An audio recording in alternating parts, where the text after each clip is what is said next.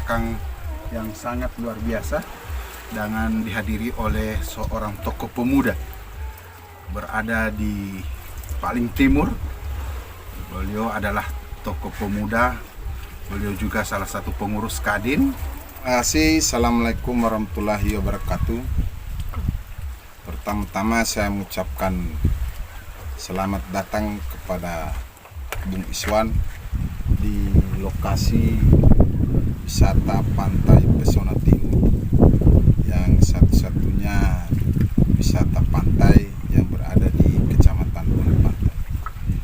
Saya Rosihan Kaluku yang dipercayakan oleh Ketua Kadin Gorontalo, Ibu Pera Perial, bergabung di kepengurusan beliau sebagai Komite Perikanan dan Kelautan, dan berhubung Wakil Ketua Umum kami di Kadin Gorontalo adalah Bang Harmain Amili SAG, tapi saya hari ini mewakili beliau sebagai Komite Perikanan dan Kelautan di Kadin Provinsi Gorontalo. Pertama-tama bahwa Kadin ini merupakan salah satu wadah bagi kami yang berada di wilayah Bone Pesisir, Provinsi Gorontalo, yang satu-satunya berada di garis pantai 82 km dan panjang jalan 74 km mulai dari Batu Barani sampai dengan Modulio. Nah, potensi-potensi yang ada di wilayah Teluk Tomini Bone Pesisir ini cukup besar, tetapi ada hal-hal yang penting yang sangat diharapkan oleh para nelayan dan pelaku usaha. Ini makin menarik saja Pak Rosihan. Jadi biasa sama dengan Kadin, sebagaimana disampaikan tadi, asal muasal cikal bakal sehingga dianggap potensi wisata khususnya yang ada di pinggir laut ini menjadi tujuan ataupun tempat pembuatan tempat wisata. Ya. Jadi tempat wisata ini dirintis oleh teman-teman pengurus BUMDes Desa Tihu. Iya, berarti di kami sebagai komponen pemuda yang berada di Bone Pesisir mensupport apa yang telah dirintis oleh teman-teman Badan Usaha Desa Tihu Kecamatan Bonepantai. Dan hari ini sudah terlihat mungkin bagi para pelaku wisata dan teman-teman yang ingin nyamannya weekend tersedia ada panggung utama, ya, ada tempat bilasnya, kamar mandinya, ada gazebonya dan pantainya yang cukup. Ini tahun berapa ini atau tanggal berapa tepatnya? Kira-kira ini sekitar tahun 2019 akhir, tetapi pada saat itu masih corona ya, COVID-19, maka pelan-pelan tempat wisata ini dibangun oleh kepala desa beserta seluruh masyarakat desa melalui dana desa. Ya, bagus sekali inisiatif ini Pak Rosihan. Selain mengambil dengan background dan tempat yang disediakan, saya lihat juga laut begitu, hamparan laut di depan. Ini bisa menikmati sunset di sini Pak Rosihan ya? 100% bisa dinikmati sunset. Bisa dilihat langsung. Dilihat langsung. Nah, bisa dirinci sedikit Pak Rosihan tarif atau HTM-nya di sini, harga tanda masuk buat para pemirsa mungkin saja ada yang berminat. Ya, harga tiket tanda masuk itu berlaku sampai dengan hari ini untuk anak-anak Rp2.000 ya, dan dewasa di atas dari 2.000, terserah mau berikan 3.000, 5.000, itu diterima oleh pengurus yang menjaga di loket ya, dan disediakan tempat istirahat gazebo per unit itu 35.000 ya. Dan bilas dibayar juga. Bilas ada yang kalau anak-anak 2.000 dan dewasa 5.000, bilas di dalam kamar mandi, airnya bersih, tidak berbau karena air tersebut adalah murni dari murni BP PAM, ya? dari pegunungan yang Oh, dikelola oleh mata. Pamsimas. Langsung dari sumber mata air, ya. Ya. Ya, jadi Pak Rosihan, tadi Pak Rosihan sempat atau Bung Eros sempat menyampaikan bagaimana prospek kelautan yang ada di sini, ya. Ya, kelautan di sini pencaharian daripada masyarakat sini. Ya, sebagian besar pencaharian dari masyarakat di Bone Pesisir adalah nelayan, tetapi berbicara hasil tangkapan itu cukup lumayan. Yang menjadi kendala bagi mereka nelayan di wilayah Bone Pesisir adalah pasaran dari hasil tangkapan itu sendiri. Karena selama ini seluruh hasil tangkapan nelayan yang ada di Bone Pesisir hanya diterima oleh pembeli, siapapun yang berhak membeli di wilayah pesisir, karena para nelayan ini mereka melaut, begitu dapat tangkapannya mereka jual langsung, tidak melalui perantara siapa-siapa lagi. Nah, kenapa ini harus ditangani oleh Kadin? Karena ini prospek ke depan pemasarannya yang ada di wilayah Bone Pesisir ini cukup kurang. Karena berbicara hasil melimpah itu, wilayah Bone Pesisir penghasilannya bisa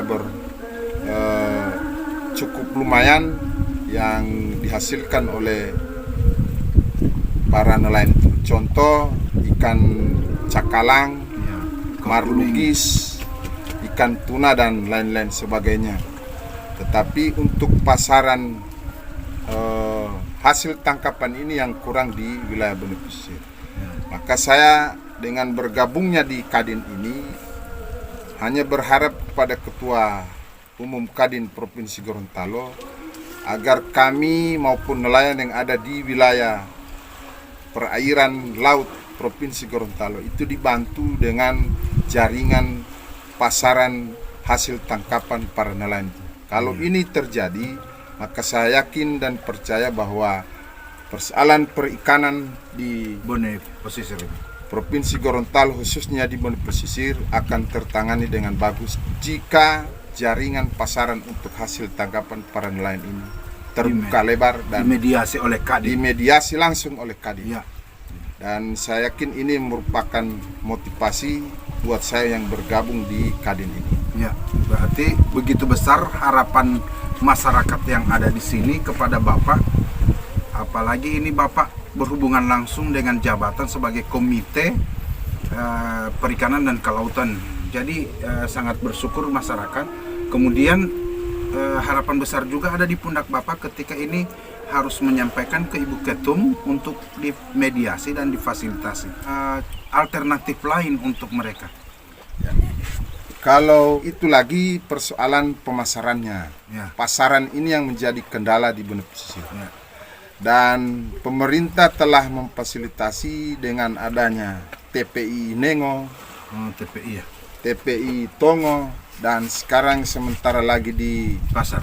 Rintis akan atau dibangun dibangun. dan dirintis TPI Taluda. Hmm, Nah, harapan para nelayan kepada pemerintah daerah agar betul-betul menggunakan atau memfasilitasi dengan baik TPI ini sebagai tempat pelelangan ikan atau tempat berlabuhnya kapal-kapal nelayan maupun perahu nelayan ingin menjual langsung para pembeli hasil tangkapan mereka. Mari pembicaraan kita atau obrolan kita di siang hari ini, Bung Eros. Bung Eros, ini atas inspirasi dan inisiatif dari Bung Eros selaku Komite Perikanan dan Kelautan, bagaimana mengantisipasi apa yang problematika yang dihadapi oleh para nelayan kita khususnya di Bone Bolong ini? Pertama, kita harus memperhatikan sarana dan prasarana yang diinginkan oleh para nelayan. Iya, benar, sepakat. Kedua, harus ada proses pemasaran hasil tangkapan. Dan ketiga adalah konservasi pengembangan wisata pantai, kemudian profesi nelayan itu sendiri. Nah, di sini saya hanya mengharapkan kepada Ketua Umum Kadin Gorontalo agar bisa memfasilitasi dan bersama-sama dengan para nelayan untuk bisa mengharapkan pemerintah agar bisa memperhatikan nelayan yang berada di pesisir pantai Teluk Tomini Bone Pesisir. Karena kenapa penghasilan para nelayan ini cukup memadai dan bisa memberikan target jika ada investor yang akan mengambil langsung hasil tangkapan para nelayan. Contoh, hampir sebagian besar hasil tangkapan nelayan dari Bone Pesisir itu berada di TPI Kota Gorontalo. Dan itu saya yakin dan percaya karena saya juga pernah melakukan hal itu di tahun-tahun kemarin sampai dengan hari ini. Berarti Bapak sudah mengalami langsung juga ya, atas apa ya para nelayan alami di Bone Pesisir ini. Jadi pada intinya atas inisiatif ini mereka Bapak coba mediasi ya, mediasi melalui Kadin, melalui pemerintah, bahkan termasuk ini sungguh mulia Bapak mau membantu mereka dengan mencari jaringan, termasuk memohon bantuan Ibu Ketua Vera Ferial terkait membangun jaringan untuk pemasaran mereka. Jadi terkait itu Pak Bung Eros, kira-kira jenis ikan yang ada di sini itu punya potensinya ikan apa saja? Yang pertama, potensi kualitas dan mutu ikan tuna di Bone Pesisir itu sangat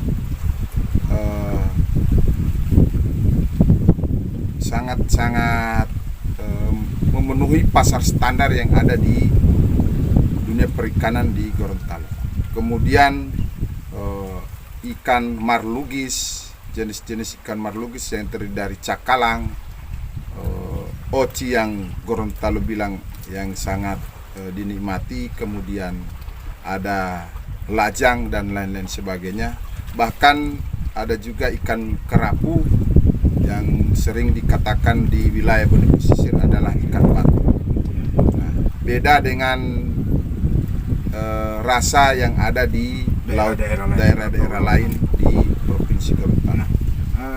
Kemudian Bung Eros, mereka menangkapnya dengan jenis apa? Apakah memancing seperti tadi kita lihat nelayan? Kemudian atau memang sudah ada alat tangkap modern atau bagaimana di sini para nelayan? Para nelayan ada beberapa jenis cara mereka menangkap. Ada yang melalui tali pancing, ada yang melalui jaring pursain yang ukuran besar dan ukuran kecil, dan itu mampu menghasilkan tangkapan yang cukup memuaskan. Tetapi kendala kita di sini adalah cold storage dan pabrik es. Oh iya, hasil tangkapan ini harus dijaga kualitasnya, maka dia harus diawetkan melalui cold storage dan itu belum ada di sini ya Pak Eros ya? Sudah ada di wilayah Bone Pesisir, tetapi hanya beberapa unit dan itu tidak mampu menampung hasil tangkapan yang ada di Bone Pesisir. Apalagi dengan kondisi laut hari ini begitu tenang dan hasil tangkapan para nelayan cukup memenuhi pasaran, tetapi kendala kita adalah proses pemasarannya itu kurang sehingga hasil tangkapan ini terjual begitu saja. Siapapun yang membeli, yang penting para nelayan hasil tangkapannya terjual dan itu menjadi memenuhi kebutuhan keluarga mereka masing-masing. Jadi skala mereka ini masih bisa dipikir masih termasuk tradisional, kemudian masih menjual sendiri ke kota dan sebagian dikonsumsi oleh masyarakat sekitar dan keluarga itu sendiri. Nah, Bung Eros, sarana, kita bicara sarana yang harus memadai. Tadi TPI sudah disentil, kemudian lagi tempat untuk esnya, pabrik esnya. Nah, sekarang kita bicara perahu. Gimana perahu yang dipakai di sini dan apakah masyarakat di sini seperti menggunakan kelompok-kelompok nelayan begitu yang ada di sini? kelompok nelayan ada Ya, ya. melalui bantuan Dinas Perikanan, dan ada juga secara personal mereka membuat perahu tempat mereka untuk memancing ikan. Ya. Nah, dengan armada-armada ini maka harus pemerintah maupun Kadin dapat memfasilitasi agar proses usaha nelayan ini benar-benar Dikelola dengan baik, ya. layak, dan secara teknologi yang tepat guna. Karena sekarang ini masih banyak yang menggunakan peralatan tradisional, tetapi itu mampu mengangkat derajat mereka dengan hasil tangkapan yang ada. Ya, luar biasa. Jadi dengan adanya kekurangan ini, Bapak, tentunya kita harus bisa melahirkan solusi ya, solusi bagi mereka. Nah, solusinya tentunya baik pemerintah dan terutama Kadin sebagai mitra pemerintah harus bisa memediasi ini dan memfasilitasi ini bila perlu. Nah, dalam hal ini tentunya pemerintah desa juga sama dengan tempat pariwisata ini, mungkin pariwisatanya ini atau tempat wisata mungkin ini bisa dianggarkan lewat dana BUMDes atau apa, sama juga dengan untuk para nelayan nanti. Ya. Nah, itu kapasitas Bapak dalam hal ini pemerintahan bersinergi tidak? Yang pertama, kalau berbicara di desa saya sebagai ketua BPD, Ya. dan alhamdulillah pemerintah desa kami itu sudah beberapa kali menganggarkan Dan armada kepada para nelayan untuk menunjang pencaharian mereka. Nah, tetapi itu belum cukup karena pasaran hasil tangkapan ini menjadi kendala utama. Oleh sebab itu, pemerintah harus menyiapkan satu saja cold storage maupun pabrik es yang ada di Bone Pesisir yang skala besar. Ya, Saya yakin ini dan solusi. percaya seluruh hasil tangkapan masyarakat nelayan Bone Pesisir bisa masuk ke situ.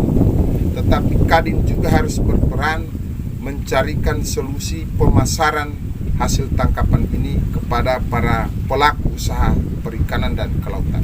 Ya, ya, ya. Dan jika ketiga komponen ini ketemu, maka saya yakin dan percaya pihak Kadin akan mempunyai nama besar terhadap pemasarannya, kemudian pemerintah dengan prasarana dan sarananya, kemudian para nelayan sendiri mampu meningkatkan produktivitas tangkapan mereka di pesisir pantai Laut Teluk Tomini Bone Pesisir. Iya. Kita doakan saja semoga tiga unsur tadi akan membantu, apalagi dengan keberadaan Bung Eros sebagai ketua BPD di desanya. Di desa apa tepatnya, Pak? Tolotio. Tolotio. Beliau sebagai ketua BPD-nya, insya Allah bersama kepala desanya bisa menganggarkan atas kebutuhan sarana prasarana dan perlakuan atas apa saja kebutuhan nelayan. Saya ingin menanyakan sesuatu hal yang terkait dengan keberadaan Kadin. Ya, Bung Eros, Kadin adalah Kamar Dagang dan Industri Indonesia. Menurut Bapak selama ini bagaimana keberadaan Kadin? Selama saya bergabung di Kadin di Gorontalo ini, saya Pernyataan sikap ini ya, nantinya. pernyataan sikap. Saya hanya mengenal Ketua Umum Kadin Provinsi Gorontalo adalah Ibu Pera Periana. Persoalan yang lain saya tidak tahu mana. Ya. Tetapi karena ini merupakan amanah, saya diberikan kepercayaan, tanggung jawab sebagai Komite Perikanan dan Kelautan di Kadin yang di bawah pimpinan Ibu Pera, maka ini saya jalankan dengan sepenuh hati dan penuh semangat untuk membantu masyarakat nelayan yang berada di wilayah Bone Pesisir. Sepakat. Intinya Ya. seorang pemimpin yang menurut Bapak. Menurut saya bahwa Ibu Pera ini adalah seorang tokoh perempuan yang dipercayakan oleh Kadin Pusat memegang tampuk kepemimpinan Kadin di Provinsi Gorontalo, adalah seorang tokoh perempuan yang visioner, membangun daerah Gorontalo dengan lokomotif yang cukup mumpuni, yaitu Kadin UMKM naik kelas di Provinsi Gorontalo. Nah, sekarang ini yang perlu kita galakkan adalah bagaimana organisasi Kadin ini mampu membawa sebuah perubahan dalam bentuk hal-hal yang positif terhadap masyarakat yang ada di Gorontalo, apalagi berbicara UMKM. Dan saya juga diberikan kepercayaan sebagai caretaker Kadin Bone Bolango. Dalam waktu dekat ini akan melaksanakan musda.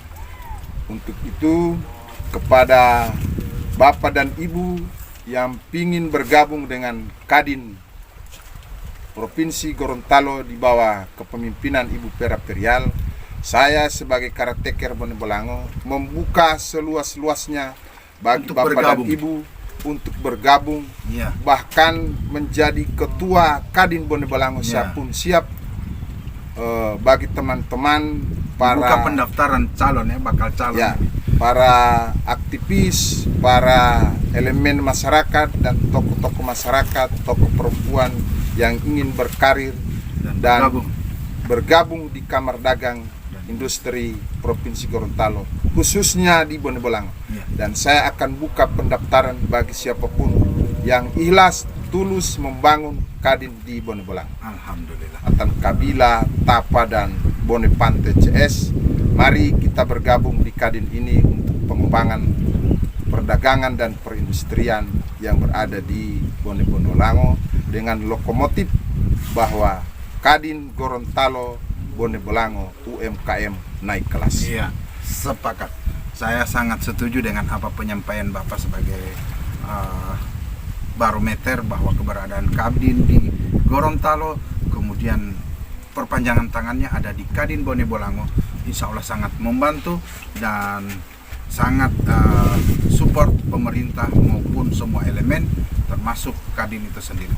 Terima kasih kehadirannya Bung Eros, dan inti daripada podcast kali ini bahwa Bung Eros menitipkan mereka memiliki tempat wisata yang ada di pesisir laut, pesisir Bone Bolango atau pesisir pantainya luar biasa dengan latar belakang tempat wisata Tigo, dan kemudian beliau juga menitipkan untuk membawa amanah dari para nelayan untuk bisa difasilitasi dan dibantu dalam pengembangan penangkapan hasil laut.